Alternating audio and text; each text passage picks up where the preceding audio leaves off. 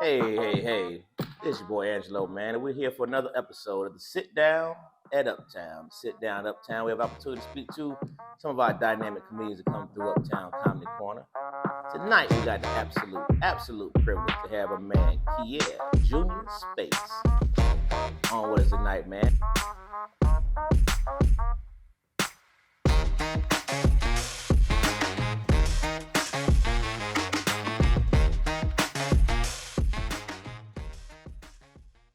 Junior, how you feeling, brother? No, it was great. Dog, the weekend was just... Man, which one we say, man? I saw over here.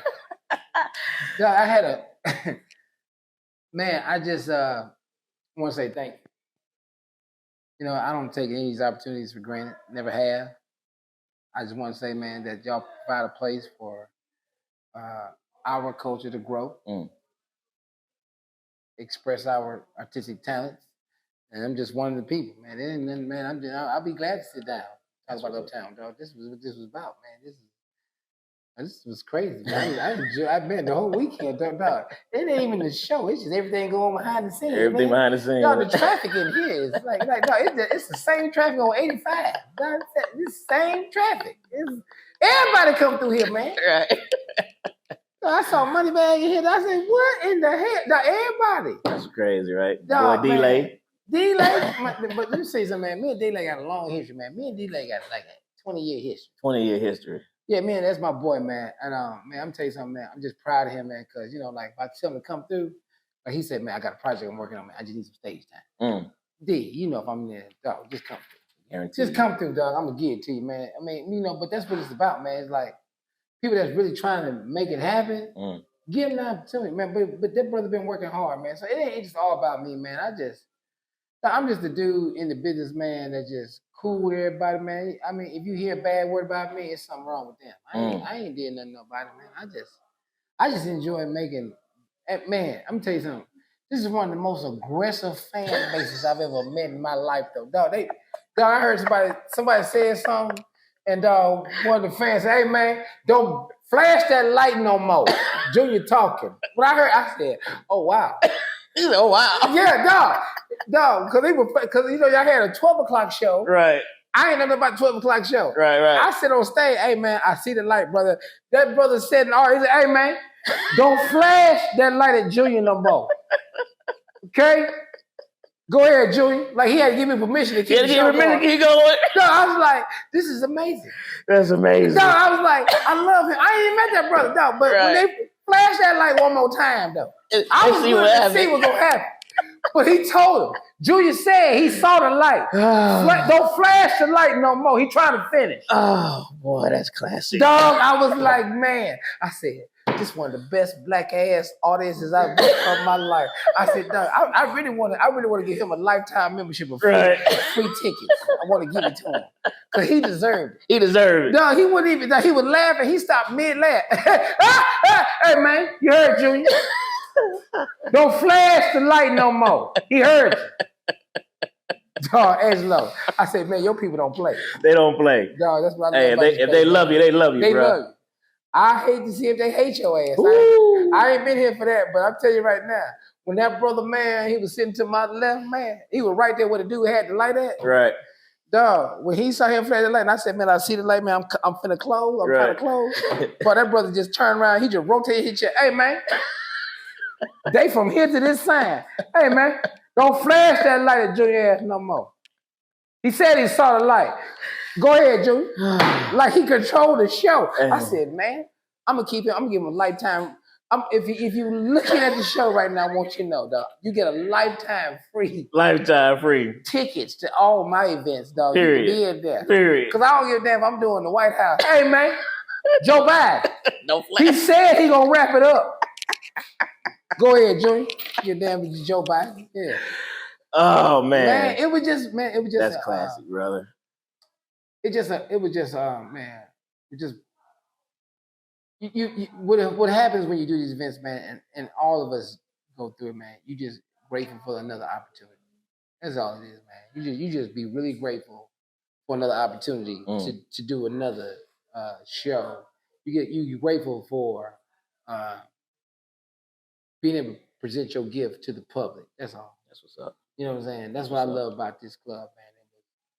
It was an opportunity to present my gift to the public again, with all the people y'all had on the wall that I saw, man. People I work with, people I have relationships with, and they on that wall for a reason when you walk in there. I mean, it's crazy because I don't know if any comedians pay attention to that, but when you walk into the stage, you look to your left, you see that wall. Right. Level of greatness, that's been in here. You gotta do your part to say, you know what, I'm gonna hold the standard. That's more important than comedy. I wish they understand, man, that all the people that came before us, man, I saw all the people on that wall, man. People I have a great relationship with, people I work with on a serious level. I saw them on this wall. I said, you know what? Because of them, I gotta hold the standard. They can't come back in and say, man, we had Junior here, man. Junior, he wasn't shit. Like, I don't want my picture in the kitchen. Not in the kitchen. Right next to the bathroom on the last stall. Damn, the bathroom in the kitchen. I seen how them cooks treat the goddamn. I seen how they did the fries. Right. They just chopping the shit out the fries. When in the world I want to be in there. They the way they flip the wings, they toss them goddamn wings. I can't be in there. In the kitchen, they don't care nothing about you. You don't want your picture in there. You don't want your picture in there. No, man. I just, Boy. I want to take a quick break in action and tell you all thank you for watching our videos. I want to let you know we have so many more videos, big interviews coming with all the world famous comedians that come through Uptown Comedy Corner. So stay tuned for more. And now, back to this outstanding interview. I just want to hold the standard, man. I've always been, even though it's been difficult, it's been troublesome at times. It's just good to come in here, man, and see a comedy club that's functioning. It's giving opportunities to cats. See, I ain't in that group no more that's starting out. Right. You see, all the new talent that I saw, man. Because we had this whole issue this weekend over stage time. Man, I'm a comedian, man. When I see people making effort, you can't hurt me by going up. Right. You know what I'm saying? That don't bother me, dog. When you say, man, I need 5 minutes. Your 5 minutes can't do nothing to my 45. Dog. I'm not threatened. Dog, you just want to make sure that they get a fair shake. What I don't want to hear is when they see me again, be like, yeah, that's the dude that told me no. When I had cats like LaVelle and Corey Holcomb, Rodney Winfield, all these cats I had to be my mentor. Tony Roberts, all these, Mr. Harvey, all these people that said yes to me. Right. Who am I to tell somebody no? This is so crazy, man, that we, you know what I'm saying? You reach a plateau and the power don't lie in no. All the power lies in yes. That's what's so crazy, man. Wow. If you can give a young cat an opportunity to be in front of your audience so he can build his fan base, it ain't because, nah, dog, I don't know you. Right. I ain't got to know you. I just know you going down the path I've been down. And then the power lie in the yes. Yeah, dog. What's 5 minutes going to do? I don't care if it's 2 or 3 y'all. What's 5 minutes going to do? 15 minutes on an hour and a half show. What this going to do? Right. I sacrifice 15 of my minutes to keep it on schedule. Because I ain't got to know you. You're just going down the path I've been down. I've seen it, man. I know how brutal this business is. We all know this, Angelo. You know. Man, and just the fact that you can come here to Uptown and as a comedian, you can have an opportunity to really express yourself. Not just in comedy, but in podcasting. Y'all supporting them in those ways, man. That's like it's really, dog. If I was coming up, man, this is what I would do. If I was anybody out here, if you young comedian, you're listening, I would partner with Uptown to say, man, let me have a podcast show on Mondays at 2 in the afternoon. I'll bring it back because I know the late nights and everything else. Just give me an opportunity to come in here and bring my people here, man, and shoot a podcast. And we're going to start this, man. And then I'm going to work that up to a night. It's just business principle. This is how you need to start thinking. I'm going to come here at 2 in the afternoon, broad daylight. I'm going to take this same setup we sitting at right now. I'm gonna take 3 of my cats, man, and we're gonna do this for about a month. We're gonna build a following. Follow us. We're doing this. And then all of a sudden at Uptown Comedy Club, we got we ain't worth a damn Wednesdays. Right. That's a whole show. Right. Wow. But they started from the pocket. So when you put it up, everybody been watching your pocket. They coming. That's right. When we started, did we have that? Absolutely. Hell no. No. We had to show up every night. Every night. I need to make sure I was in front of your face. You had to see me. Hey, Lo, what's up, baby? What's happening, brother? All right, I see it. All right, Junior, I see it, man. All right, I'm just letting you know I'm here now. That's right. Okay, cool, but you ain't on tonight. Okay, cool, I'm just being here. I'm waiting for somebody not to show up. That's right. I'm praying that the feature act have an accident. I'm over here just praying. Lord, I want to be serious, but let it be 3 cars. Right. You're going to be there a minute. I need him to be there a minute so I can get on the stage. But no, that's just crazy. But that's what we had to do. That's real. That's real, bro. So, man, just what I seen this weekend, man, I was like, oh, okay. I didn't even understand, man, because, this is this is actually my first time actually doing Uptown. Right. Just getting, and then I said, you know what, I'm in the city, man, like this, it was so rejuvenating for me because I got to see, man, I just love Black comedy. I just love seeing Black people come out laughing hard, run around slapping people. They just doing crazy stuff. Yeah. Like, dog, the brother would laugh so hard, he defended me on some he had nothing to do over a light.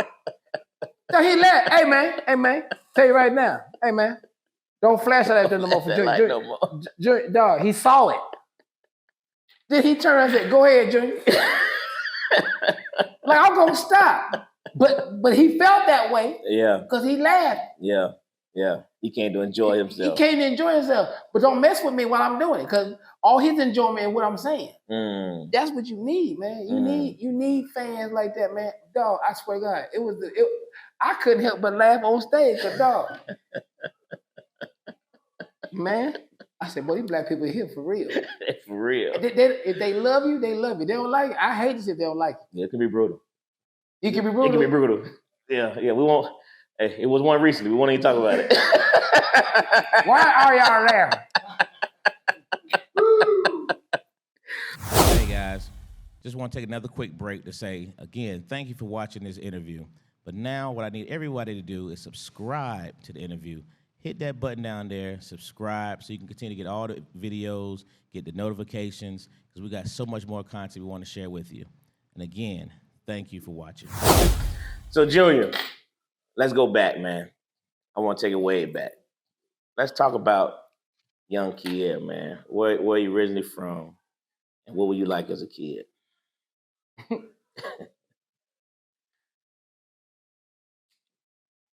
I was a young kid in Houston, Texas, man. What I was like as a kid was, a lot of my problem was just being curious. I wouldn't say I was a bad kid. I just didn't do everything like I was supposed to do. Okay. I had some really, really great parents. My parents divorced, when I was older, when I was in college. But I'm just saying, I just was not one of them kids that did not know right from wrong. Probably because we were recording this, some things I would not discuss, but I wasn't a bad kid. I became funny out of circumstance because my grandmother,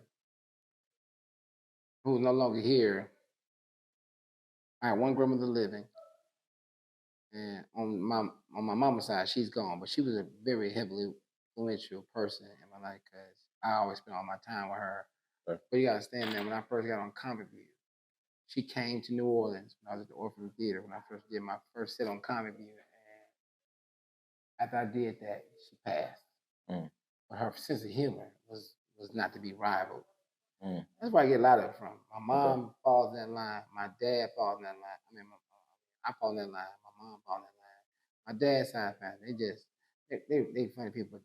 We was just your typical holiday Black family over there. You know what I'm saying? And my grandmother put a lot of influence on how I think and things like that. But she always told me one thing. And this is one thing that I've always lived by, just based upon what she had given me in life, right? And one thing she said, Kier, you do the right thing because it's the right thing to do. You don't get a pat on the back for that. You do it because it's the right thing. Because the right thing. So when I see comedians come up to me and they want to say, I do it because it's the right thing. I'm just showing how it goes back to my comedy. Sure. So when they ask me, dog, can I go up? I give them an opportunity because that's the right thing to do. I don't care what all the other stuff going on. Man, I've been there. And she would be proud because I did the right thing. Now, I don't get no pat on the back for that, which is not even necessary. Because I'm just doing the right thing. Right. And I go on about my business, man. And I was always like that as a kid, man. I used to get in so much trouble. Man, if I had to look at it, I started being a comedian when I was in like the 7th grade. 7th, 8th grade, because Miss Wilson, who was my science teacher, because I used to do all these impersonations when I was a kid, and it was like, she would give me 6 minutes in front of the science class every Friday if we did well on the test. Really? Yeah, that's how it started. And then my class was like, y'all, focus. Because he's not going to be able to do the show this Friday. Get dog. And wow. She used that against us as a way to learn. Yeah. So then on Friday, I get my 6 minutes. That's wild. You know what I'm saying? Yeah.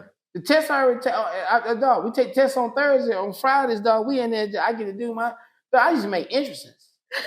Oh, really? Yeah, man, I would come in the classroom, dog. I would be doing Bill Cosby. I would do so many different, I do James Brown. I would read whatever section we was reading. I would read Michael Jackson. Wow. And then I would just be doing it, right? We could walk in the class and you can see the assignment in the chapter on the board. Okay. So Ms. Wilson said, all right, here's your time. Everybody pass the test.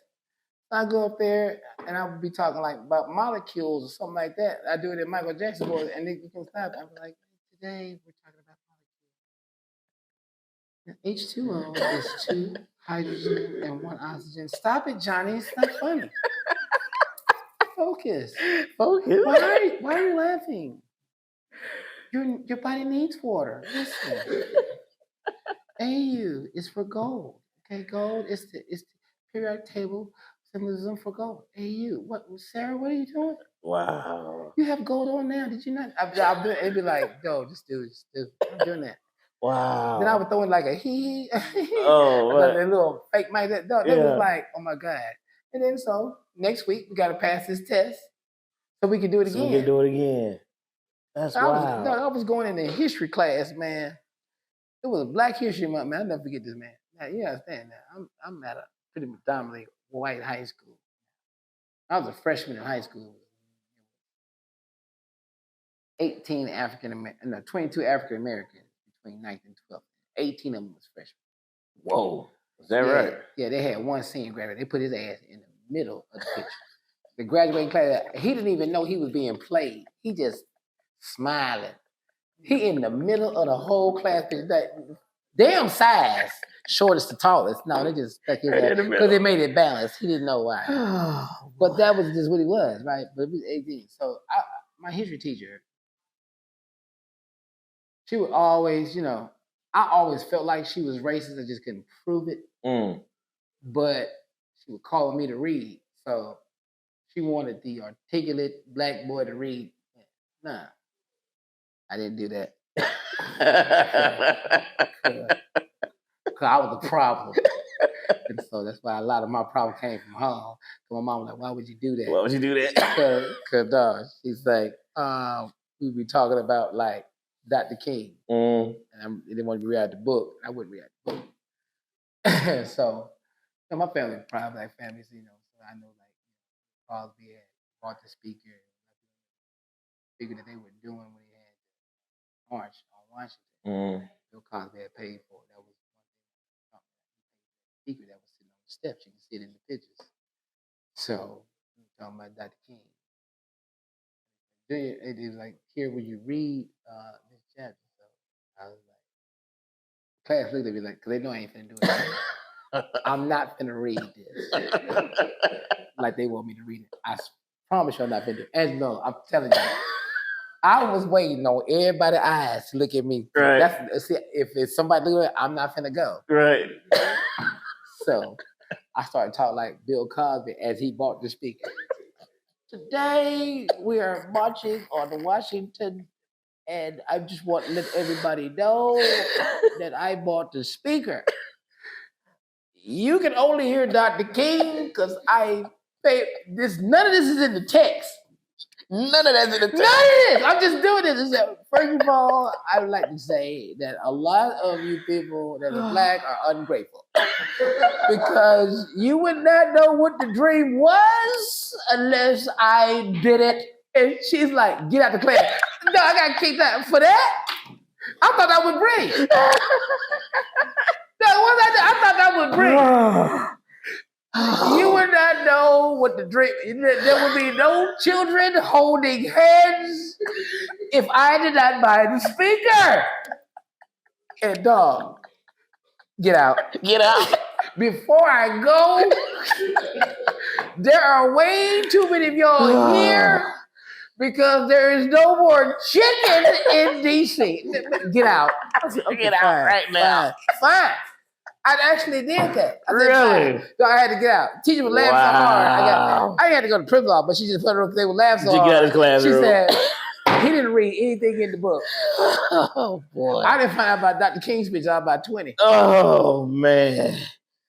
I didn't know how I had a dream till I was 20. Because I was getting all that, little white kids and black kids holding hands. I was saying, once I found out that Bill Cosby bought the speaker, that's all I can focus on. You need to know that you would not have heard none of this speech if I did not buy the speaker. They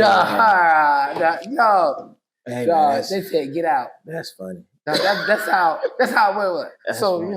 As I got put out of class. Right. My mama now, she done. And that's one thing I love about my family, though. If it was funny, you ain't finna get no whooping. Okay. Some mama say, how did you get kicked out of your history class? Because they called me. She said, I got to take off my job. I don't have patients in these rooms, and here it is. The school is calling me. And I call them back, and I find out you got put out your class because you was in there clowning. I said, I wasn't clowning, Mom. I was just teaching Black history. Teaching Black history. Well, y'all told me that he bought the speaker. Right. She said, what did you say? Because the teacher called me and she was laughing, but she was reporting you. I said, well, I told them that Bill Cosby bought the speaker and they would never heard the message about the dream if Bill didn't. Dr. King was just talking. My mom said, that's brilliant, boy. She said, that's brilliant. I went to McDonald's right after that. I had a Big Mac, 497 with a Sprite, dog. She took me right to eat. That's too funny. And so that transpired because, like my That's nephew, man, funny. my nephew is a challenged kid, man. I raised my nephew a lot of years. My family, my sister is, she's just one, everybody got this story, but my sister, she's in a position where she just can't be part of the family. She's on drugs. Okay. So I spent a lot of years raising my nephew, man. My nephew, man, has given me some of the hardest laughs I've ever had because he didn't even meet my grandmother. He didn't even meet grandmother. So my mom is his grandmother. He never met his great-grandmother. Right. But he has all the traits that line up with everything that I've been doing. And it's just funny like that. Yeah. Right? That's man, crazy. I'm talking about when he was in the 5th grade, he was 10.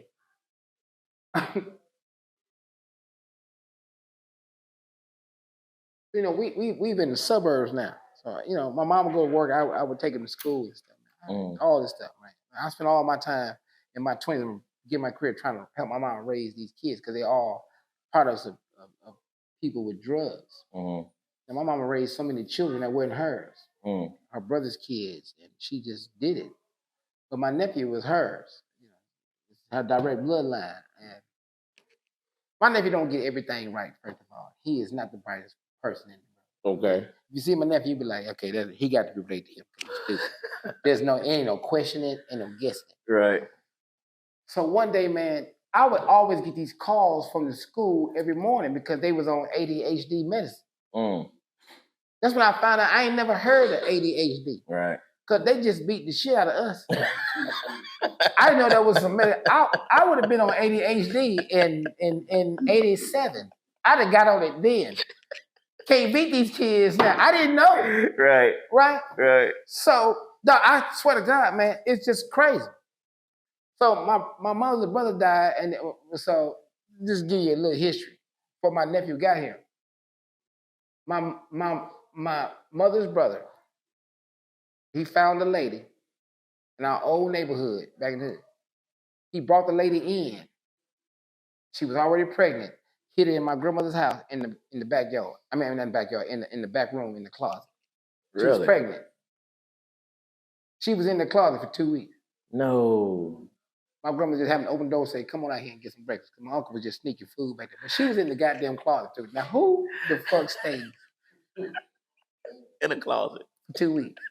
But she stayed in there. She probably looking at this podcast, but Tamara, we got you. She was already pregnant. So then, my grandmother feed her, my uncle stays with her. My uncle get her pregnant again. So right as she get pregnant, she had a baby. Then she get pregnant again. So him and his brother, his half brother, they the same age for about 3 days. So, but then my uncle was going on his other thing, and they both was on drugs. So my grandmother kept them. Right? Now, I'm just showing y'all how this is setting up. This whole thing is setting up. So then my grandmother dies, then she get the 2 boys to my mom. That's how I had to start dealing with it. Okay. But then my mom talking about her back hurt. I'm telling them kids right now, y'all gonna have to find where to go. I said, too many people dying. And y'all looking at me like I'm finna. Okay, I'm telling you right now, as soon as my mama died, y'all got to find places to live. Gotta find somewhere to go. Yeah, exactly. Because I see her mama died, then she got her.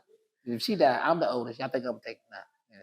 Yeah. So these are the boys I had to start raising. And they're a little different because they products of cocaine babies. That's what they are, you know. And they mental ain't always there. So then my sister, her situation, how many? So I got all 3 of them. And man, you start looking at the situations that we put ourselves in. And this is where all the comedy come from. Because man, these are serious situations, but I'm the wrong one to be having in these situations. You know what I'm saying? So like, I'll give you one example. About all of them. Like my nephew, his situation, what happened? He goes to school. I get the call. My mom say, "Go up to school because they expelling your nephew." And he in the 5th grade. What the hell is he getting expelled for? Right. And he 10. Right. I get there. I go into school. They let me in, and then they say, I go in the principal's office. He's sitting outside the principal's office. He says, "Uncle Kier." I said, sit your ass right there. Same time, I gotta go find out what you did. Right. The principal is, I'm talking about dogging my nephew. And you gotta sit there as a parent or a guardian, listen to somebody dog your child. Right. Because you've given them these intentions. He said, and he did this, and this is what he said, and he did this, and he did this. And he's like, "No, not mine." But it ain't his fault, because he got a lineage. He come from a lineage. Right. So I'm sitting there, like, what? I said, well, what did he say? He said, he called Mrs. Johnson an ugly bitch. Now here comes Miss Johnson. Okay. She got warts all over. There was so many warts on Miss Johnson's face. It was to the fact, I'm sitting there saying, so why is he suspended? I just want to know, why is he getting kicked out of school? Y'all mad because he got it right? Because I said, this bitch, y'all mad at him because he got it right. Because he got it right? No, if you would have seen the one that was at the tip of her nose, it was like, I don't know if y'all old enough remember Nintendo, but the mushroom that Mario used to kick up out it was sitting there. I said, that's a one-up. I should grow. Oh, dog, so I didn't understand why he spit it because he said ugly. When she came there, I was taken aback.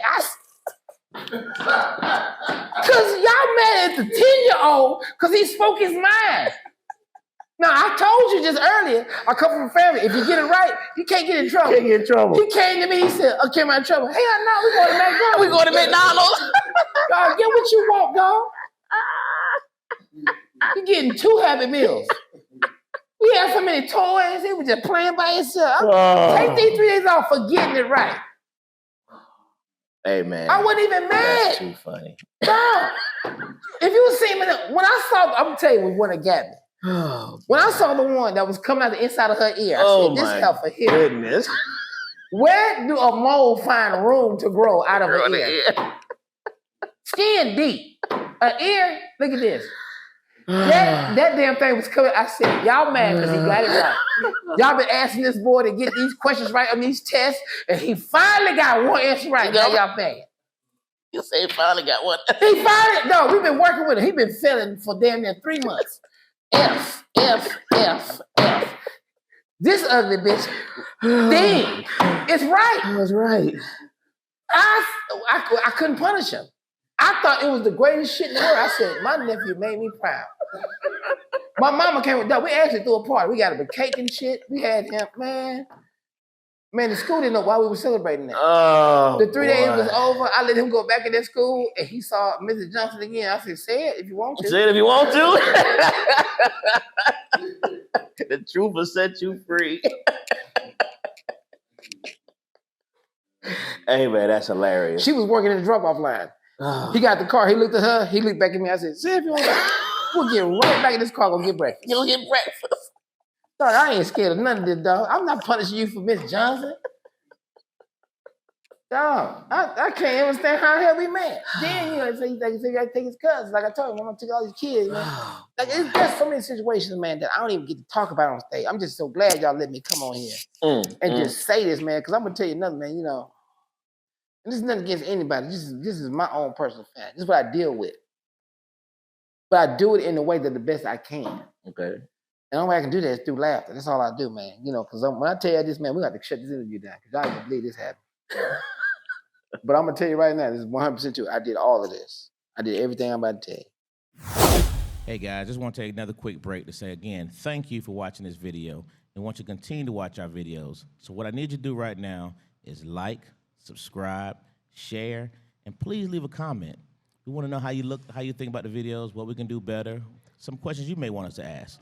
So please continue to watch the videos. And again, please like, share, and subscribe. Thank you. Remember when I told you that my uncle met the girl that was pregnant? Right. But they grown now. They 10, 11 years old.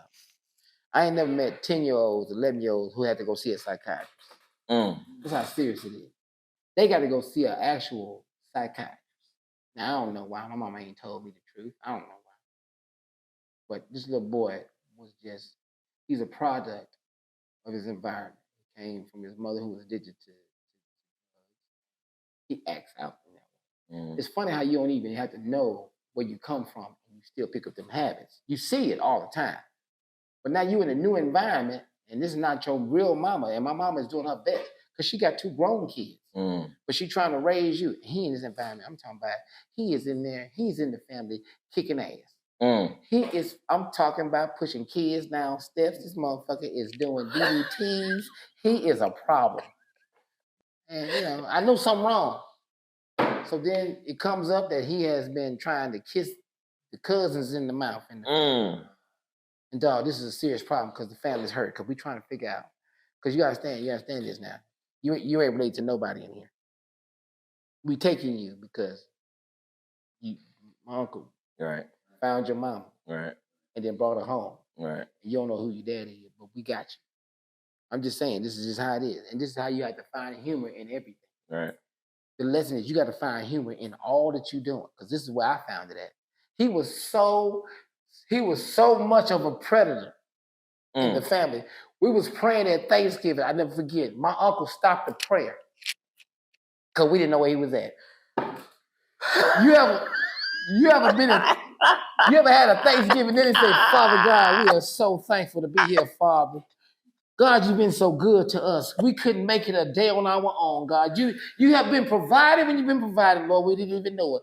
The things that you've done for us that we can see and that we can't see. Hold on, where's Isaiah?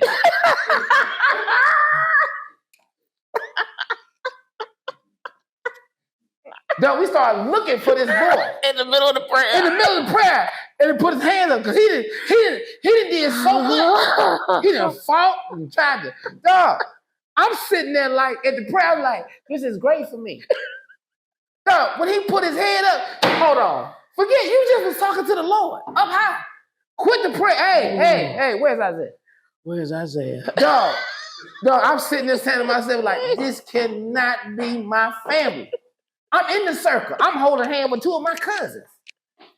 My uncle is the eldest. That's why he's doing the prayer. Right. He heard about all the story that was going on. He quit. We can't, he's not accounted for. He's not accounted for. Dog. I was sitting there like, man, y'all got to be kidding me, dog. So God got to wait for us to come back. Then we find out. So he in the circle. He said, I'm right here. He said, cool. Right, Lord, we just want to say. Dog, I'm over there in the circle. I don't even care no more. I'm over here killing myself. Because, dog, he was kicking kids, pushing kids down, trying to kiss kids. He was doing everything. He just, you couldn't control him. He was too much. So he got a psychiatrist. Now, my mama called me. Well, I love my life. My mama called me and says, hey, I need you to come by the house. I ain't feeling well. What's going on? She said, I need you to take Isaiah to the psychiatrist.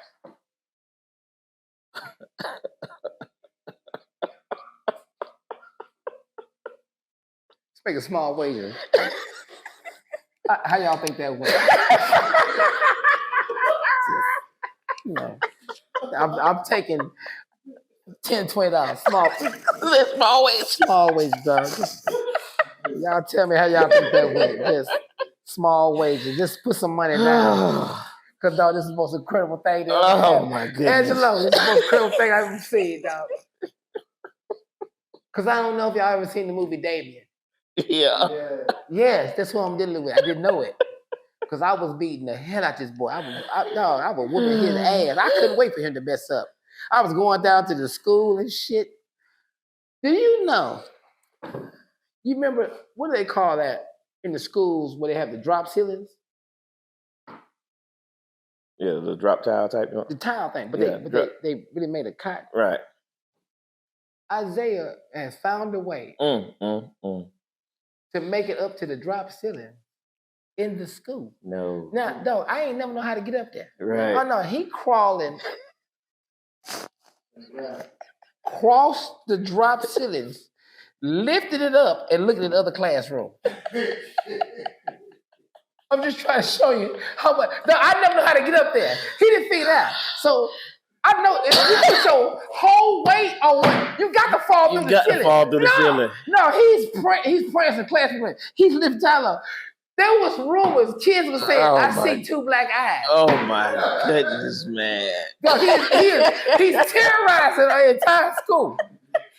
Dog, it was so bad. He on ADHD message. The school called me and said, did he take his meds this morning? Now, I couldn't deal with him. I don't know.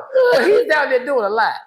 Oh, he's up there picking up the towel and just looking down at him. So if you take the test, you look up, he's right there. Then he drop it.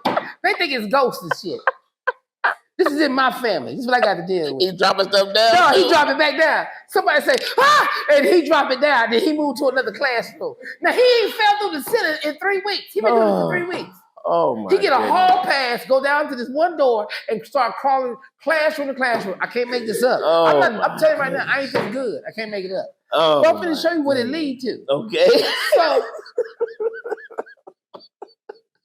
I'll get these. My mama said, you got to take him to the side. I can't. I don't even know why she's sick. Now I don't know this. Right.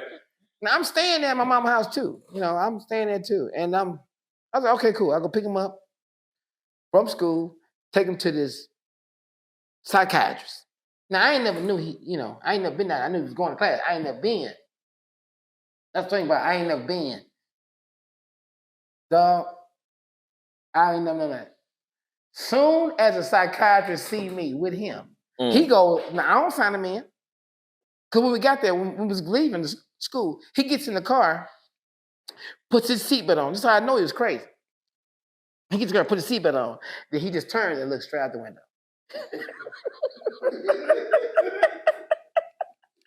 See, this is the sign of a crazy person. He looking straight out the window. He don't look at me. I'm driving. He's watching trees just go by. He don't care. He ain't making no faces. He just looking. The whole time. It's a 30-minute drive. 30 minutes, he just did this. Put his seatbelt on, he just looking. Oh, my goodness. Now, we get there. He gets there. He signs himself in. Then he sits down. I'm sitting there. I pick up a magazine.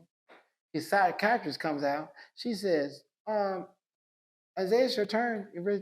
Wait a minute. Who is this with you? And he says, this is my uncle. It's my big brother, uncle. And I said, okay, well, cool. You know, I'm thinking, just go on back there and get your session in. You know, I'm just trying to get you back to the house. I'm hungry. Right. She says, you know what? I said, you stay out here. Sir, can I speak with you? I go back in this room. I'm in this nice white facility. I'm in black mode the whole time. I don't give a damn what they ask me. I'm not telling them nothing. Nobody, everybody's safe with me. I ain't finna tell nothing. Angela, I ain't finna tell them nothing. I'm holding tight to my damn joint. Right. So she starts saying these things. She says, I don't know if you know this, but I'm gonna let you know I've never met you. I know that Isaiah, we've talked about you, but I just want to know some of your feelings. So I'm gonna ask you a few questions and please answer them truthfully. You would. I said, yes, ma'am, no problem. She says, you know, he has a temper and everything. So when he gets out of bounds with other children, how do you handle the situation? I said, I separate him. I put him in the corner. And I tell him, you can't come out until you decide that you want to be the better person. That's what I said. That ain't what I did. That's what you did. I tried to knock that motherfucker from Pluto. I tried to kill his ass every single time. I was doing WWF moves on his ass. I was doing drop kicks. I was doing everything. Dog, I'm talking about that when you put somebody under your, remember when you was a kid, you put somebody under your arm, right, and you finna DDT him. But I'm doing the head shakes for everybody watching. Yeah. Because it's about to go down. I do everything. That's what I said. I right. Separate. You know, when he has his mood swings and he starts throwing stuff in the house, is there a way that you handle it? Because I just want to make sure everybody's consistent and make sure that he gets the growth. I said, absolutely. I said, when I see him throw things, I make him go get it. I talk to him and said, that is not how we behave in this house. I'm saying it. Right. Because you know what I'm doing. I'm not telling on the fam. That's right. I'm giving all the political correct white answers I can. Right. That's what I said. That ain't what I do. That's what you do. If he throws something, goddamn it, he get thrown. I threw his ass through doors, beds, couches, windows. I threw his ass to sleep. I threw his ass to awake. I was doing this. And they said, this is abuse today. Right. But no, not when I was doing it. Right. Because I ain't telling. Right. So the whole time I'm talking, the psychiatrist just keeps writing. She's just writing. And she's writing. And she's writing. And I'm sitting there, I'm confident all my answers was good. Right. She says, she puts a pen down, she takes the lesson, she says, okay. I just want to let you know something. What's your with this? I just want to let you know that Josiah's a sociopath. Yeah. And he has the ability to kill without remorse. And so I just want to let you know. I said, wait, hold on.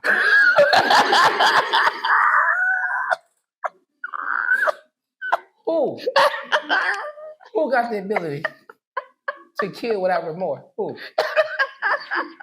She said, I don't know if anybody shared it, but he has ability to mind. He has this whole. Who do? Who? Now remember, I just told y'all he was right out the window. Right.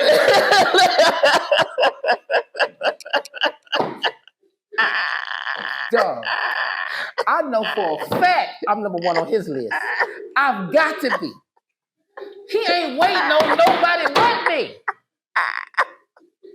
I didn't even know who I've been drop kicking was about to kill. With no remorse. I didn't understand what sociopath was. But I did understand that if you kill me with no remorse, that means you're going to kill me and pick your PlayStation controller up and go back to gaming. That's all. That's what that means. That's what I found out. Dog, I'm scared. I'm literally like, she had no problem saying it. Wow. So now, he's outside this door. Wow. I'm sitting there. Dog, I'm so... Man, I tried to stand there. I started asking about stuff in that room that I had no business asking about. I said, so, do everybody play with these blocks? Because we can't rush out this meeting right now because he out there. He out there? So, dog. So, let me tell y'all what happened after that. So, my goodness. finally, she let me go. She said, well, it was just nighttime. I just wanted to give you that bit of information. Right. So then we walked back out to the waiting area. Do you know he was 2 feet from the door with the door open? No. And he was looking right up at me.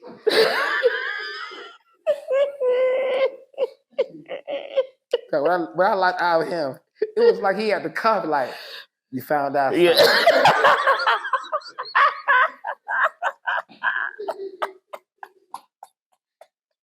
No, for real, he had the comfort like, you know. Yeah, you know.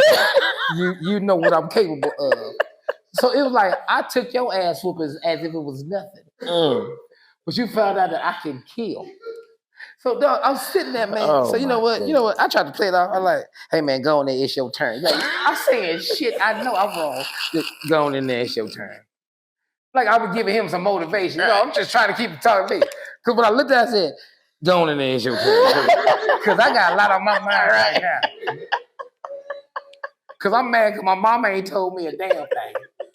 We've been going to bed every night with a killer in the house. And then nobody saying nothing. Oh. So I'm in there. So he go to his session. He finishes. Right. He gets back in the car, puts his seatbelt on. He looks back in the window. I'm just driving. I'm talking about, I don't give it. If the speed limit 40, I'm doing 60. I'm trying to get there. I'm scared as hell. I keep looking over at him, but he keep looking out the window. He keep both his hands on the window. Like it's something I never seen. It's so crazy. Like he don't even make contact, nothing. So we get to the driveway. I put the car in park. I meet him in the house. Went right to my mama's room. I know she's sick, but you're gonna wake up and answer this question. Right. I said, Mama, get up. Get up. I swear to God. If I call my mom right now, she'll tell you I actually did this. Get up, Mama, get up. What, boy, what? Mama, get up, what? I said, did you know that he was a sociopath and he had the ability to kill her more? She said, boy, I been knew that and rolled over. What do you mean? The hell you roll over for? Oh, boy. How you get sleepy on these type of statements? Right. When the rest of us, dog, I tried to kill-proof the whole house. Matter of fact, I did. I took all the knives. Mama, I tell you, I took all the knives out of the drawers. I had number plasticware. I took all the pictures with the sharp edges. Right. Right. My mama had a box of bubble tape in the garage. His room upstairs. I rolled out that whole bubble, pop, pop, pop, pop. Yeah. I rolled all that from his room all the way down to the staircase. I stayed up and watched every infomercial. ShamWow, that hose, that stuff that washed the windows. I watched all of them, dog. I watched it for 3 days. I didn't go to bed for 3 days. I stayed up the whole time. One night while I was up in the middle of the night, just sitting there waiting. Because, dog, I know you were so bad and you had the ability to cure her more. How can we sleep? So one morning, he gets up about 3:45 in the morning. I hear, I said, yeah, it won't be tonight. I don't give a fuck what I said. It won't be tonight. I know that. I don't give a damn. He don't know what the fuck I'm talking about. Yeah, I'm up. Yeah, I'm here. Try that shit tonight. Dog, when I heard that popping down, I looked straight. Yeah. I ain't sleep. I'm ready. I'm ready for your little 10-year-old ass. I'll knock you through this. Try me. Homeboy, try me. I don't give a damn what you're going through psychologically. I'm here for it. Everybody else in here sleep. I'm up. You talking about, what are you talking about? You know what the fuck I'm talking about? Because you're a killer without remorse. Well, damn it, I'm up. Kill me tonight. You gonna try it tonight? I'm going to the bathroom. Well, go to the bathroom. Take your ass back to bed because I'm up.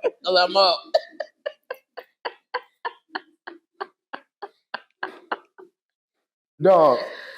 Oh, that's an absolute true story. Oh, my And that's goodness. how you take all your pain, everything that you go through, and you find all the funny. Yeah. You will get all the funny, dog. Yeah. That's what I do.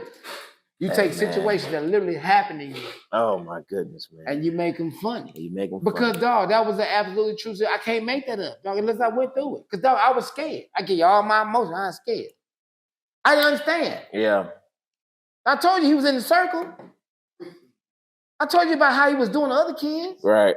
Nobody knew until I found out that he was something. Now, everybody think that this is just some regular information you take in. A sociopath, it will kill without remorse. Without remorse. And you can roll over and go to sleep. I couldn't do it.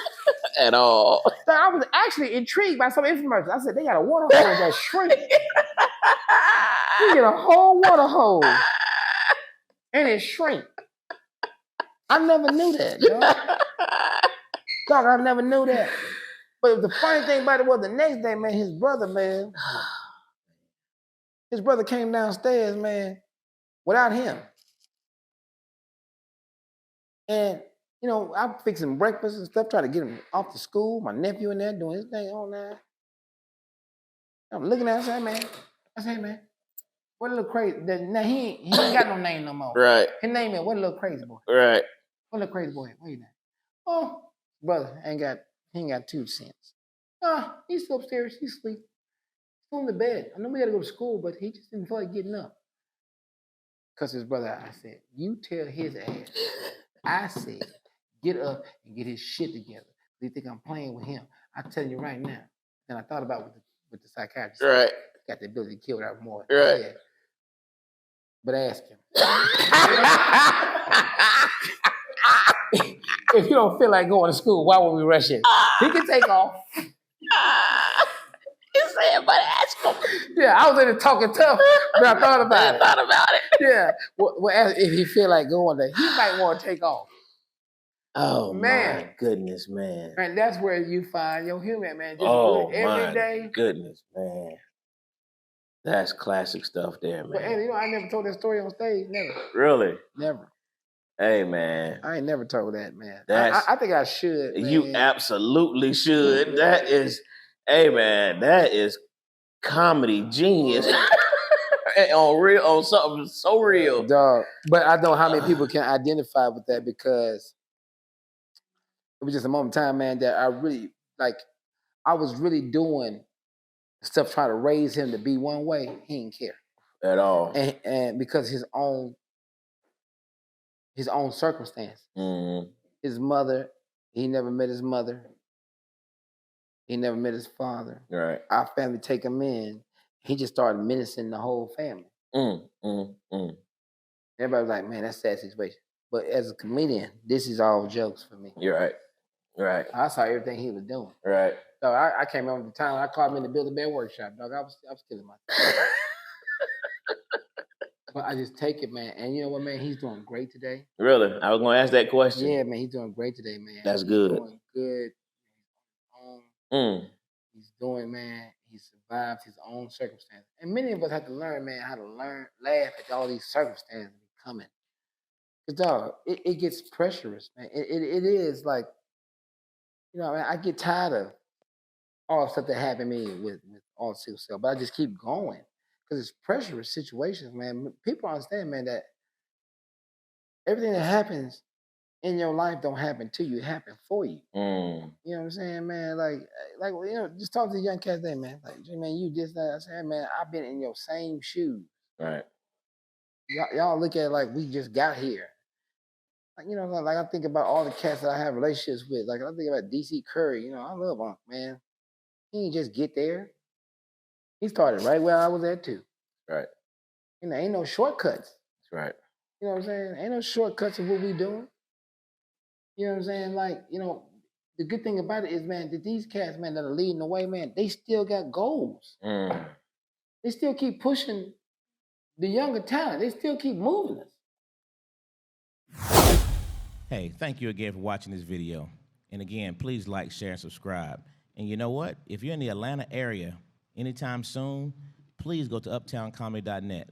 Check out our website. See all the big-time comics we come in. We have so many shows, 7 days a week. Go to uptowncomedy.net. Look to see what's coming up next. And come join us in the crowd. So that's a great point right there. What are your future goals? You've toured the world. You've been on the biggest stages. What is it that you haven't done yet that you still want to accomplish? Man, my own show. Dog, I want to do a show, man, that brings a lot of humor to tragic life situations. Mm. Stuff that's so crazy, like, you know, but show the case in the end about how you overcome the situation. You know what I'm saying? Like, dog, I don't know what I'll call it, but I don't care if they get all these, you know, because I have sickle cell, man. I have to laugh at some stuff that happens to me. Right. You know, I'm not. I know a lot of people out here, man, who do a lot of great work who are advocates, man. But if I had a show, man, like when all of us are all sick and everybody worry about us, but we the only ones that's just doing all the jokes. I mean, man, that made me name the show. We all sick. I don't know. But that'd be something I like to do, man. Acting. Okay. Just challenging myself in another direction. Okay. You know what I'm saying? Yeah. Challenge yourself to do something that you ain't been able to do before. Just not being scared of the mountain, everything that goes in it. I mean, dog, you've been booed off stage before. You pretty much can do anything. It don't get no more worse than that. Right. Because they instantly told you. They instantly told you they didn't like you. Versus at least when you got a show, you got to put out a few episodes. Then they tell you we don't want it. Right. They don't want to fear, you know, man. But the goals like that, man, the things that I would really like to do. The whole part about it is, you know, learning how to do it. Okay. Learn the situations, understanding how you do the situation. Mm-hmm. You know, keep going back at it. Keep showing back up. Keep the same great attitude. Keep doing what's best for you. Understanding the business you in. Learning your business. Taking great care of what you do in your business. Not taking this as a hobby. I think that's one thing that I did a really great job. If I just get to give myself credit, man, over this 20-year period, man, is that I learned and I took it in as this is my job, not my hobby. That's one thing that I learned that, you know, and man, do you know how crazy it is, Angelo, that you do one thing, man? You pay comedians to tell jokes. Then comedians, we get paid to tell jokes, dog. Jokes we tell and the money we make, man, takes care of our entire existence. Right. I was walking around my apartment one day, man. I was just looking around, man. You just got to be grateful to God about the things you do. I looked around my house, man. And I looked at it and I said, man, everything that's in my house, I spoke. That's powerful. I mean, that's the honest to God truth, dog. Every piece of the clothes I wear, the car I drive, the residency I have, I spoke. That's power right there. That's the truth. I believe it. Dog, God gave me the ability to talk my life. He gave me the gift to do that. See, man, I'm not putting anybody else down. But if you good with your hands, or you do have a business, or you doing this, doing that, man, you gotta stand there, man. God gave you the gift to get it. That's right. Man, it just brings back the term, man. And not to be too spiritual, because I really don't care how you feel about it. It's just me. It's just how I look at my own life. But man, when he say he'll never leave you or forsake you, no, that's the absolute truth. Because I've been out here when it was ugly, when it wasn't nothing. Right. Yeah. Your gift will make room for you and put you in the presence of great men. Well, where the hell I been? I can't deny it. It's undeniable. Undeniable. What you want me to? Can't make no concessions. I'm walking in the room of great men. I met them all, shook their hand. They know me by name. That's right. What you want me to say? So you want me to say that it ain't true? The problem is application. It ain't. Say that, brother. No, it ain't God. Say that, brother. Application. I like that. Well, speaking of walking in the room, because like you said, you had the honor of being on the road with Steve Harvey, doing his that farewell tour. Yeah, man. It was just you and him. I mean, how was that for him to select? Man, I couldn't even understand it, man. I really couldn't. I didn't understand it at all, dog. By that time, I tell you, it wasn't for me to understand. Okay.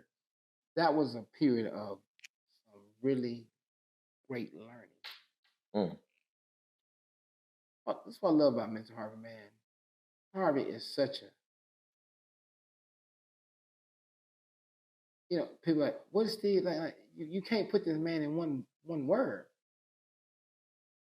If you down, he call you. If you up, he call you. Your wins are his wins. Your losses is his losses. You know what I'm saying? And going on the road with him was like, it's like having a comedy manual in front of you, and he's just teaching you lesson by lesson. Wow. Week 1, that's what we focus on. Week 2, focus on this. Week 3, and he'll tell you, when he was on his last tour, he saw me sit on the side of the stage every night he performed. I sat there because I just wanted to learn. I'm looking at the audience over here, and I see him and dancing. This is crazy because I'm laughing. But I'm watching the technique. I'm watching how you do it. Then he's showing me it's in bits and pieces. Then he's showing me why he's doing it, and then how he want to do it, and then how you want to lead a game. And that last night in Vegas, man, was one of the greatest comedy moments I've ever been a part of, man, when he really retired.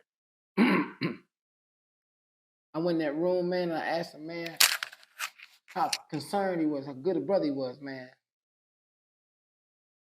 Because he just don't, he just one of the most caring I've ever seen, man. Because I walked in that room, man, and the whole family in there, his wife, everybody, man. I walked up to him, I said, because this is the last time this man ever gonna pick the mic up. And I walked in there, man, I said, man, you all right? Man, do you know this brother turned to me and said, I'm good. You all right? Wow. Dog, I was sitting there, I was confused. But to be there, and his response was 99. He said, I made my decision. You know what I'm saying? I'm done. I made my decision. But are you all right, though? I just thought that was so caring of him to even be concerned about my career after you've taken me all these places. Right. You've taken me all these places. And then you're concerned about, am I all right? Before I met Steve, he was always one of my comedic heroes, man. I mean, I'm from the South, Steve from the South, man. I just understood him. He spoke a language I spoke. He talked about the things I could relate to. He was great at what he did, man. I mean, he had memorable albums and everything else, man. He left his mark, man. And then look what he had today, man. He gave up something to go get something else. How about that? I just looked at that man like, I learned a lesson. You know how much faith you got to have to when God tell you let something go, I got something better for you, and you don't even know. Wow. Uncle Steve made a lot of money telling jokes. Sure. He let it go. So I learned that from him, man. It's like, don't ever stay in just a comedic role. Try to grow your brand into so many other different roles. Gotcha. Be philanthropic. When I first got on the show, he told me to start my foundation. I did that. Be philanthropic. Don't just be a stand-up, man. Be something for the people. They tied to the people, man. That's why when you see me out there, like y'all saw me this weekend, when I'm out there with the people, man, I genuinely take my time with every interview I can. Yeah. Because I know what it means, man. I understand what it's like. I'll show you something, man. I'll show you something in my phone, man. I don't never show nobody nothing like this, man. It's important because it's not about about just the show. I ain't never want to be one about the show, man. I get up there, talk crazy. We already got through doing it. I talk crazy, but these are things that I read every day, man. You know, these are things that I pray for before I even walk out on stage. Because if you come to my show, dog, I've already prayed for you. I just want you to understand that through laughter, they can be healing. Sure. And that's important. You know, and that's what I do, man. I'm not here just for me. I'm here because I know there's somebody out here in this audience who need to pick me up, who need to pat me on the back, who need to meet me. If you get a chance to just talk to me and I can push you to the next step, because you have faith to do it, why we just don't do that?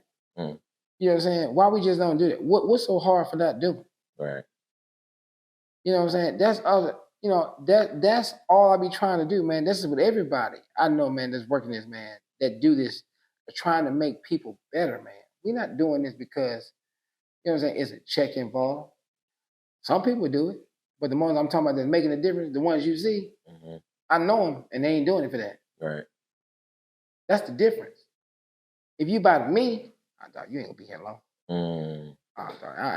We've seen them all come. Thanks. Thanks. About me, we've seen them all come. True story. I'm telling you, man. And so, you know, this thing that I be doing, man, is just about what we doing. We're trying to change people's lives through laughter. That's all we're trying to do, man. You open a club for that one reason. Right. Why would you have it if you don't need to? For you to do that, you got to have people who can make people laugh to change lives. What would you be here for? Right. How long would you have this club? How long at all? Exactly. So if anybody's new coming in, got to understand that this is what he's doing. You know what I'm saying? This is what he's doing. He's trying to take people to another level. So he got to need you. He gonna need you. He gonna need you. He gonna need you. All you gotta do is just build a relationship. Right. Be 100% committed with him. He gonna be 100% committed to you. That's how it all works, dog. Who thought it worked any different? I don't know. Now, if you know a better way, show me. No, show me. Hey, man, I'm gonna find this, man. But go ahead, dog. I'm looking for it in here because there's so many things I got down here. But go ahead. And thank you for the cigar too. Absolutely, brother. I want you to talk about your foundation. Oh man. Man, the foundation. Foundation, man, is something I started in 2014, man. We're almost 10 years old, man. It's just try to make people with sickle cell lives better, understanding my situation. And at 7 years old, I was born with sickle cell, and my parents didn't know what was wrong. They had no idea that their son had sickle cell, and they had no idea what to do. Thought I had allergic to Coke and milk, oatmeal, all of those things. I just never stopped crying. So for 7 years, they had no idea what was wrong with their son. And that was difficult because my mother, they were young parents. You know, my parents were only 20 years older than me. Wow. When I was 7, they was 27. They were shit. They just starting their life out. And then here it is, they got this child and don't nobody know what's wrong with them, man. And as I got older, they told me I was gonna die at 11 years old. Wow. And dog, when I was 10 and a half, dog, they told me that, I was playing hard as hell. I was out there playing. I'm talking about big ball. Dog, I kicked shit at this ball. Because I ain't got it for 6 months. I got to play. Roll it. Roll it. Dog, I'm finna put this whole left foot in this ball. Dog, this finna be a home run. Everybody jog. I'm playing. Baseball, dog, throw it. That was just, you know, that's just what it was, man. But then when I got older, from that point on, I just got told what I couldn't do. Competitively, I mean, everything I doing competitively, everything was what I couldn't do. Right. So then when you get older, you start the foundation, you start finding out that everybody with my condition had been given a number and they were all told what they couldn't do. Now, I met some people who ignored that and did what they wanted to do. But then I met some people who really believed it. And so the foundation was started on for the people who really believed it. Because if you see me today, fully functioning, working, successful, betterment people, then that means you can do it too. Right. We got the same thing. They told you like they told me. We got the same thing. So there's no excuse. And that was one thing, man, that I realized that, okay, so God, you mean tell me my cause is just bigger than comedy? Oh yeah, no, comedy gets you in the dough. My grace was gonna keep you, and my mercy gonna keep you. You have to give me this. Oh God, I thought we were just supposed to tell that. Why would you think that? Oh, you thought you were just gonna be on Steve Harvey morning show. You owe me something. If you think about that in your own life, something you own. You think you get to be in the position it's you. Right. Dog. Dog. We need some more deep thinking in this room. Yeah. That ain't how this go, man. Yeah. I'm talking about I live it firsthand, dog. When I think I'm through, it don't work like that. And so it don't work like that because you thinking about your own life. Honestly, you think you get to open up Uptown and that's just you think you're gonna have all these comedians that come through here and then that's all your requirement is. That's it. How many of us do that, man? We'll walk through life and saying, thank you, God, for this. Can I say, well, wait a minute, appreciate the thank yous, but you know you owe me something. It's a commitment you owe me. There's a group of people I put you on earth for to affect. You sitting around here talking about it's me and you. No. That's right. He ain't never worked like that, man. That's right. I can fully tell you, all my blessings have come through somebody else. I mean, if I look down the line, there are many names you never hear. They were just doing their part. They was doing their part to progress me. That's right. But then now here I'm at the point to where I gotta help progress. I don't know why cats feel like it's just gonna be me, man. Yeah. But it's cool though. I mean, you ain't gotta like my take on it. No. I'm just telling you. I've been around long enough to know I ain't crazy. I've seen it work.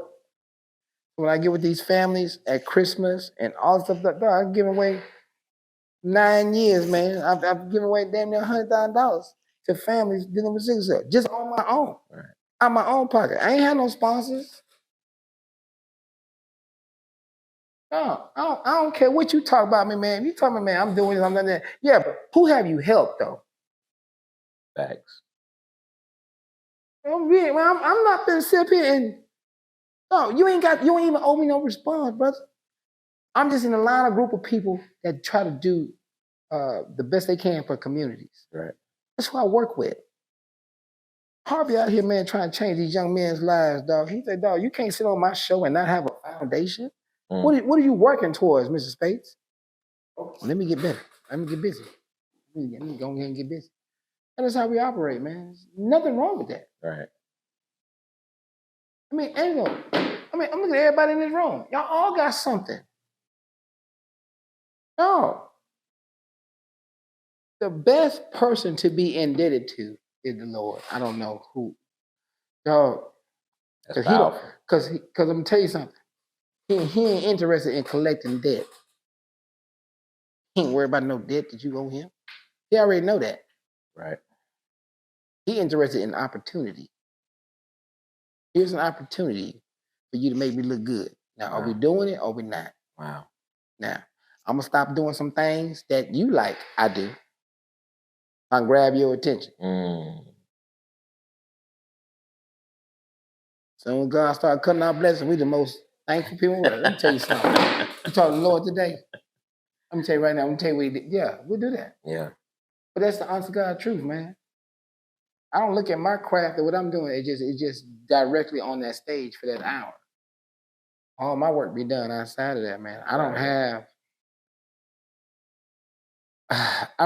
that other thing that everybody else has, man. I don't have that, man. I just have time to just do what I'm here to do, Angelo, man. And you got time to do what you gotta do, man. But in a minute, man, I'm gonna be gone.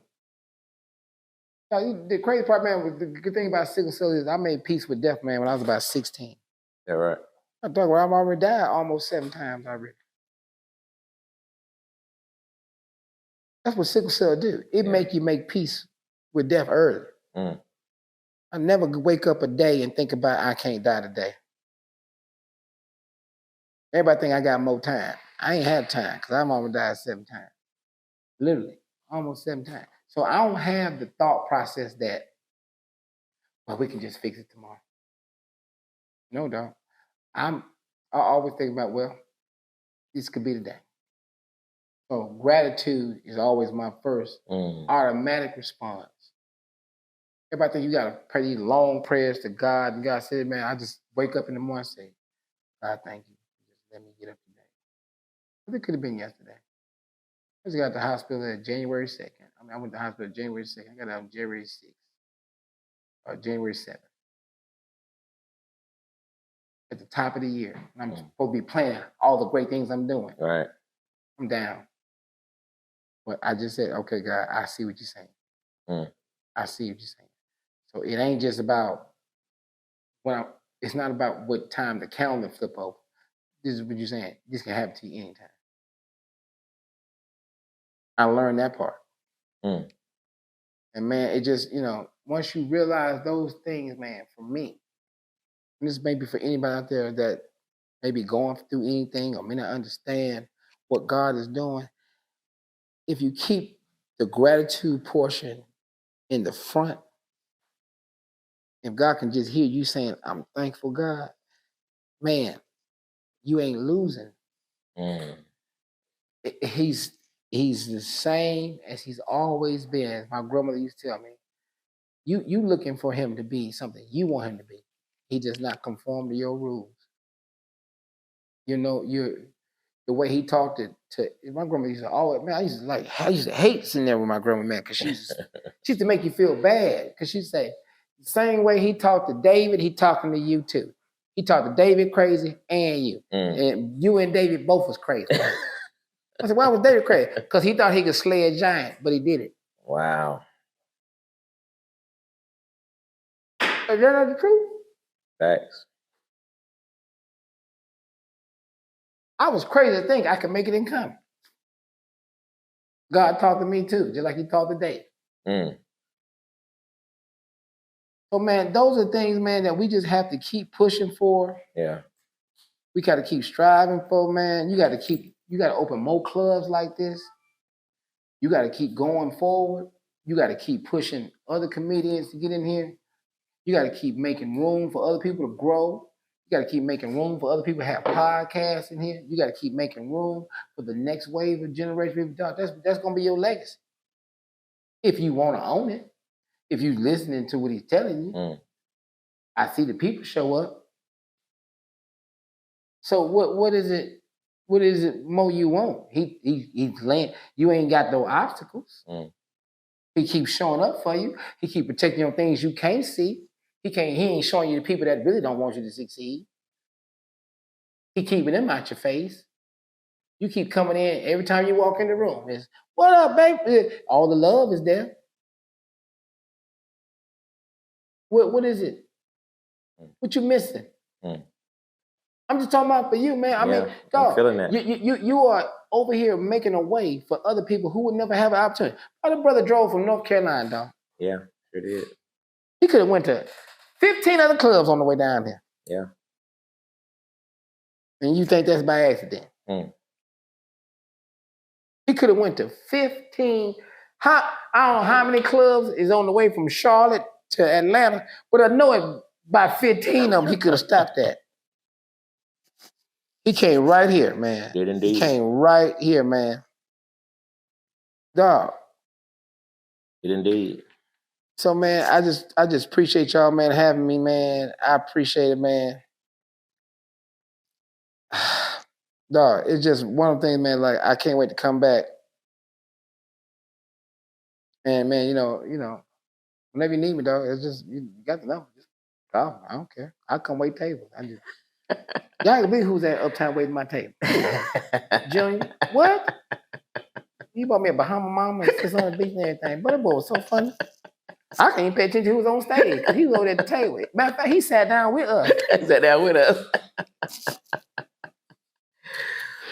Yeah, man.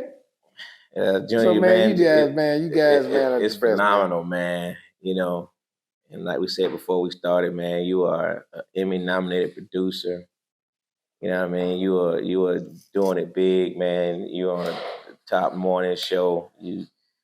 I know that show. I know y'all have a good time every morning, man. Hey, man, it's like y'all got a great cast. It's like going to Disney World every day. I ain't gonna lie to y'all. I'm not gonna lie to y'all. I don't know what's gonna happen. It's like going to Disney World every day, man. It is. I mean, you know, it's just, man, just get back to living your life, man. Get back to it, man. Just get back. We turn on the TV, it's always something sad on, but man, you just get back to living your life. Yeah. And see all the great things that's happening, man. I'm telling you, man, I just appreciate you guys, man. I actually like doing this, sit down at Uptown, man, because it gives me a different spot. You know, I ain't got to be, I really, this is just me, man. I just this type of dude. I can just get to be me, tell you stories and stuff, dog.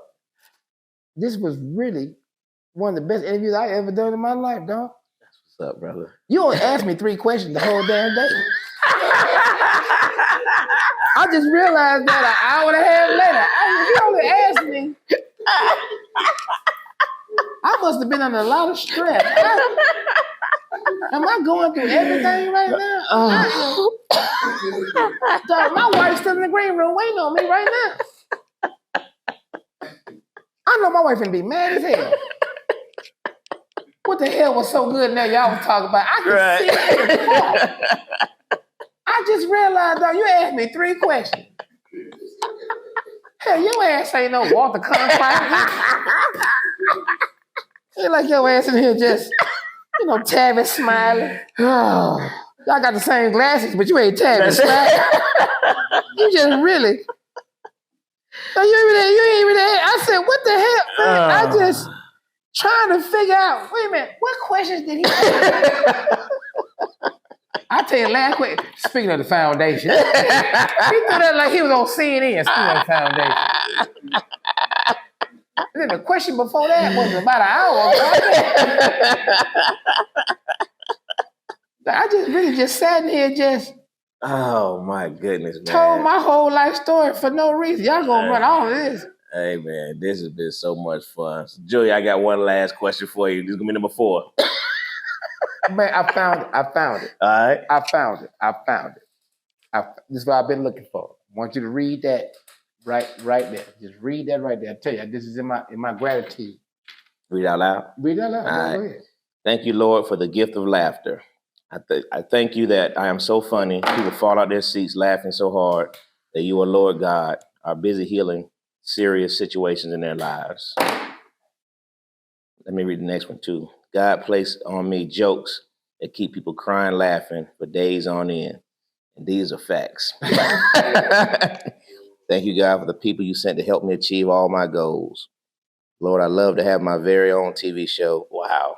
To impress upon your people about love. Wow. No, it's not a game with me. Not a game. Don't come over here talking big dog. It's not a game. That's what's up. I just want y'all. I finally found. I told you. That's good. Not a game, bro. That's good. That's good. I ain't here for all that, dog. When I hear all that riffraff over there on the other side and all them cat dog, y'all talking to the wrong one. I literally, dog. That's title, dog. I don't have everything on this list, but the title of it is what? What's the title say at the top? So I don't want to mention Angelo. I mean, My gratitude for God. Wow. and everything on this I ain't got. But dog, I'm doing some of You're it. doing some of it. Application. Application. And so y'all trying to figure out why is Junior so blessed. How about that? Talk to him. Try it for yourself. You ain't gotta take my word for it. Just try it. No, try it. I didn't ask about me. I want to be so funny that when you're going through something, you come see me, that whatever the situation is, God back there while you laughing, He healing it. Every situation. And if you had some good news, if you left my show, please go to my Instagram and send me a DM so I can hear what the news is to make sure that this works so I can take this before I take this off the board. Because maybe need to rephrase it or something, man. That's absolutely it, man. That's awesome, brother. That's genuinely, because I hate the fact that I had to show that, because not that I'm ashamed to show that, but I'm just saying, like, I get misrepresented sometimes. Like, dog, I ain't here for say reason. I ain't here to just have drinks with you. I just told you why I'm here. I ain't that man. I used to be that back in 2004, but I ain't that today. That's why you're trying to figure out how Junior's doing this and doing that, man. Why don't you just quit worrying about me, man? Why don't you ask God for some stuff? Wow. I'm not in competition with nobody. God gonna give His blessing out who He want to give me out there. I just asking for mine. That's my list, my gratitude. I thank Him before it even happened. As long as I thank Him for it and hear me say it, He got to make something happen. This boy's down here, he ain't got nothing. My foundation, everything, all this on that list, man. If I share that whole list, man, dog, I wrote that 10 years ago. Is that right? 10 years ago. I wrote that in 2013, 10 years ago. Wow. That's powerful. But I read it every day. Powerful. That's, man. Because, you know, you got to understand, as comedians, we ain't have no support group. Right. Like, I was sleeping at mile marker 178 in Louisiana on the way to Meridian, Mississippi for $75.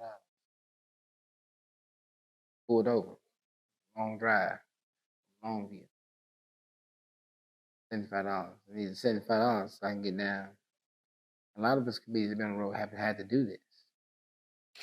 Got the $75, man, to the 75 I made down to Mobile. Got 200 in Mobile, so I'm gonna make 350 in New Orleans.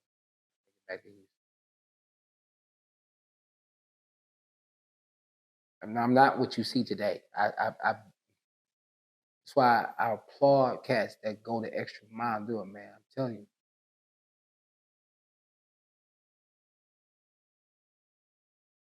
All the jokes and stuff like that is cool, man, but what you doing it for, man? Do you understand, man? If I don't show up to where I'm supposed to be, somebody might die.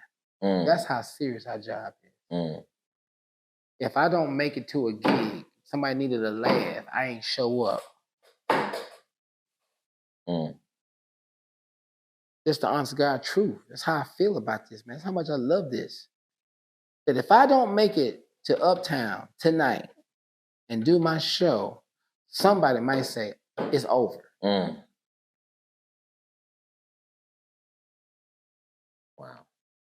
That's deep. That's the truth. Yeah. And you know what? I've taken my job seriously. And I know a lot of other cats take the job seriously. That's why we do what we do, man. Somebody might blow it off and say, man, I don't feel like going out there tonight, man. I can catch them tomorrow. And it was a fan of yours they wanted to see. Yeah. I probably want to focus on just saying that's how hard I take it. Right. And, you know, there are a lot of cats I know that take it just that serious, but that's just what it is. Yeah.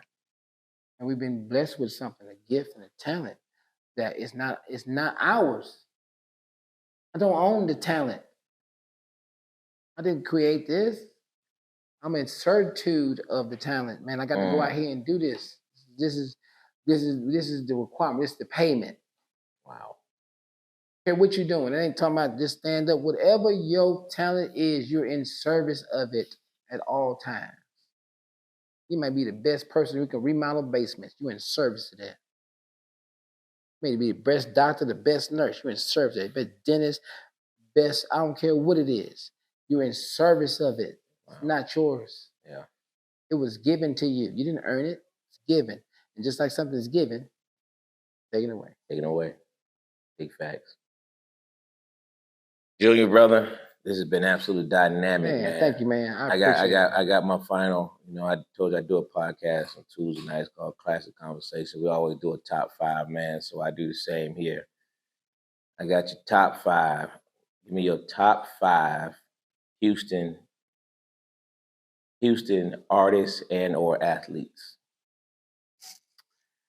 We might well skip this list. We'll do it all day. Top 5 can't, man. It's just, I'll tell you, I'll give you like this, man. Can't put them in just one group. I just feel like this, man. Because as a kid growing up, top 5 that made me love the NFL football because I never seen it. Warren Moon.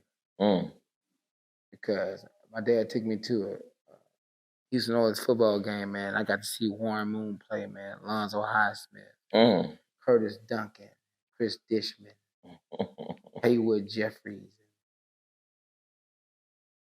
and Jack Pardee was the head coach, man. And we had something that everybody would see every time I go. Texas got to run and shoot. Right. First time we had 4 wide receivers, quarterback in the shotgun. That was the run and shoot. That offense, man.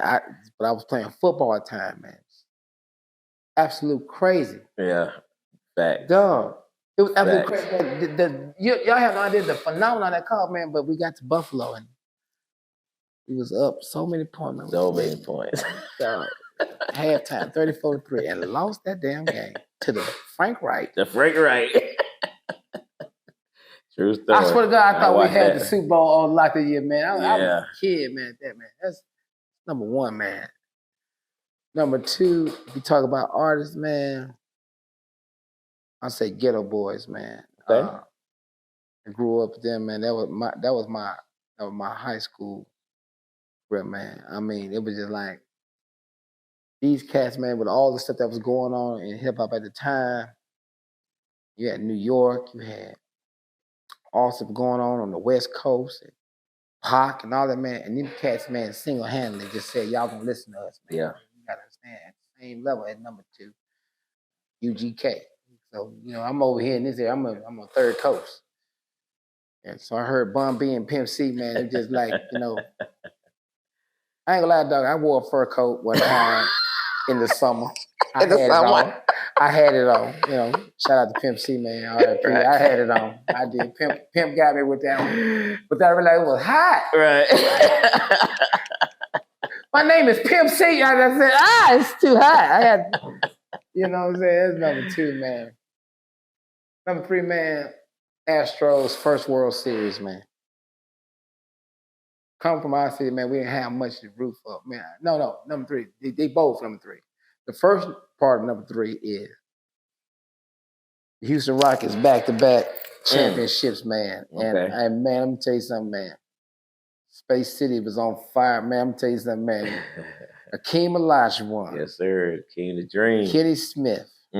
Robert Orr. Otis Thorpe. These names you probably heard in years, man. All I know is I used to cut Robert Orr's one of his children's mother's yards when I was a girl. That's my claim to fame. Is that right? She was beautiful. I bet. So, dog, you remember that as a 14-year-old dog, you couldn't wait to get to her yard. Me and my best friend, Evan Gentry, used to knock on her door, let her know we was outside. She always asked to just start cutting the yard. She would always pay us and everything, right? She'd leave the money in the mailbox, but we wanted to see her. So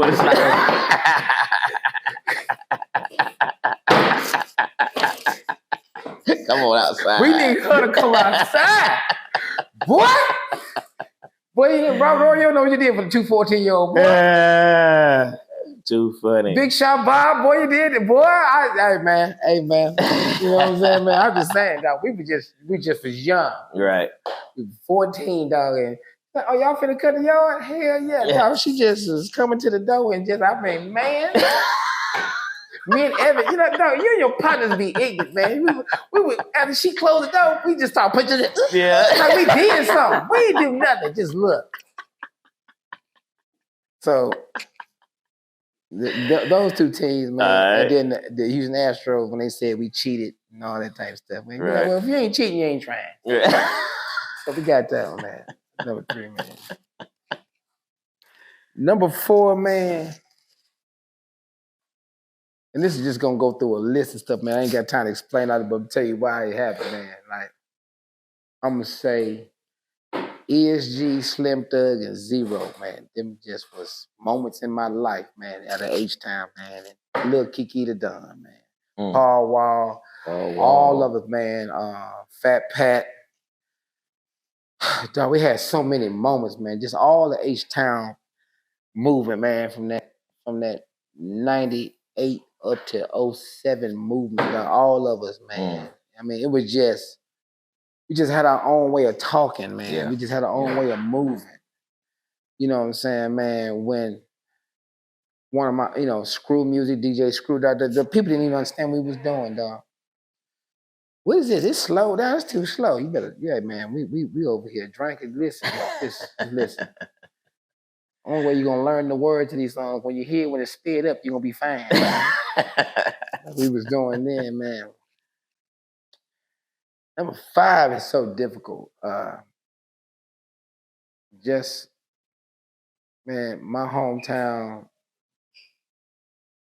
It's kind of, it's my hometown, man. And then it's just like, I put it like this: it's my hometown where I started, man, and then where I hone my skills at, man. Shout out to all my comrades, man. That we were so competitive back then, man. You know what I'm saying, Ali Sadiq and you know what I'm saying. All of us, dog. Terry Gross, Dave Lawson, Rodney Bigham, Marcus Wiley.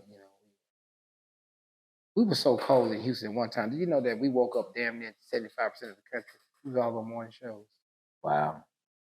I came out of Houston, man. I remember we used to go to the comedy club, man. It'd be straight up damn near competition and fights go with it.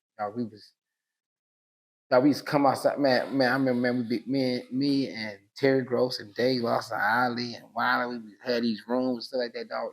Like somebody go up there and do like a hot 10-minute set, then they come off stage, look at it, say, yeah, what you gonna do with that? You saw that fire I put up there, and me, dog. Okay, dog. I said, no, it's memorable right now. Right. What you mean it's memorable right now? Because I ain't grabbed the mic yet. When I get this mic, they gonna forget you was up there. Dog, and we was just that competitive, man. It was just that competitive edge that made it worth it, man.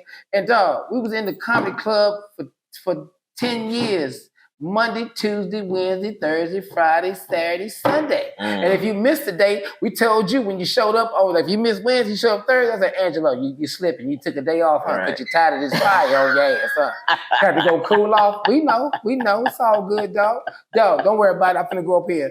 But dog, it was so competitive. Really? Man, it was that competitive, man, but it was fun. Yeah. And we built some lasting friendships. And that was part of that Houston comedy scene, man. Like I look at young cats, man, that's coming up in my city, man. Like you see, like Eddie B and Blaine the comic, and Keisha Hunt and Jennifer Jeremy, and people I've been working with for years, and man, still out here, still doing it, man. And I just proud of the people that's in my city that's still keeping the comedy game alive, man. And all these new cats that's coming up, like, God, dog. See, man. I look at, man, I started out doing it at 19, but now I realize now, dog, that when I went home, man, I went to the comedy club and somebody said, what's happening, OG? I said, wait a minute. Who's the OG? Who's the OG? So now, dog, I had to accept it. They told me I'm the OG. Right. And it's cool. There's nothing wrong with that, man, because it's their time, man. Yeah. We're at the point, man, we ain't got nothing else to prove, dog. Ain't nothing else for me to prove. Right. It's just about moving forward, keeping the game alive, man. Now more I find myself now in positions where I'm just teaching young men, not telling them what to do, but teaching them when they come to me and say, man, how do I go about this situation? And that's the great part about it, man. It's just teaching young cats about how to be better at this business, man. So that's where I'm at, man. I'm cool with that role, man, because what's for me is for me. Right. Ain't nothing you gonna take from me, though. Right. I ain't mad. I'm rooting for all y'all successes. That's it. And I accepted my role, man, some years ago, man, but I'm cool with it, man. I'm at a great spot. Man, do you know what it's like, man, when you get to choose when you want to go tell jokes and not go tell jokes? Right. So I don't have to do this for financial reasons. At one point in time, I did. But this point in time in my life, man, I get to go venture off into other stuff and make other things happen, help other cats move. You know what I'm saying? Yeah. That's what I'm doing, man. That's why I don't never say no. Like, they call me and say, man, who you want to feature? I said, I don't care. Because whoever going to show up is going to be meant for me to meet. Don't put no pressure on me. Nah, I don't know him. I'm going to have to figure it. No. I welcome them all, man, because they're all going to need the guidance. If we don't guide them, who gonna teach them? That's right. You can't come in here and be disrespectful. They don't know how to treat the comedy club, understand what the comedy club is, unless somebody tell them, hey, man, we don't operate like that, though. When you come in here, this is what we do. You know what I'm saying? We go in here, we introduce ourselves to the headline. You let them know what he wants them to do. He's going to tell you this and that. No. That's how it is. Because when he come back, he going to ask about you. Hey, man, where that young brother at I met last time? Right. If you're on the road somewhere, man, and you doing a club, man, damn all the other extra stuff, man. Go in there and meet the owner of the club or the manager of the club and say, hey, how you doing?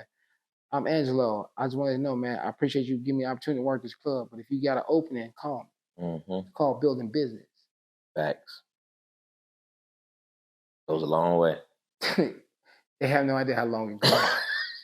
That's it, man. Goes a long way. That's it, man. So I appreciate it, man. Hey, Junior, this has been phenomenal, brother. Yeah, I man. appreciate your time, man, especially after you rocked all weekend long, man. I'm Did good, your thing, man. I'm glad I got to sit down and just really because you helped me too, man. I got the really chance to reflect about how far I've come, man. Man. But you ain't asked but 3 questions still. The worst damn interview I've been a part of. The hell, you just get to sit there and smoke your cigar. Mine keep going out while I'm talking. I got the 5 mine up on camera because you've been sitting there smoking. I've been doing all damn talking. You know what? I'll take back everything I said about this damn thing. You know First of all, I don't like these green ass walls in here. First of all, I'm gonna start there. So Hey, man. Thank you, man. Brother. I appreciate you, man. That's all good, bro. Sit down at Uptown with my man Junior, man. This has been phenomenal, man. We appreciate everybody tuning in. Appreciate you, Junior, man. Can't wait to see you come back, brother. All good. Absolutely. And we out.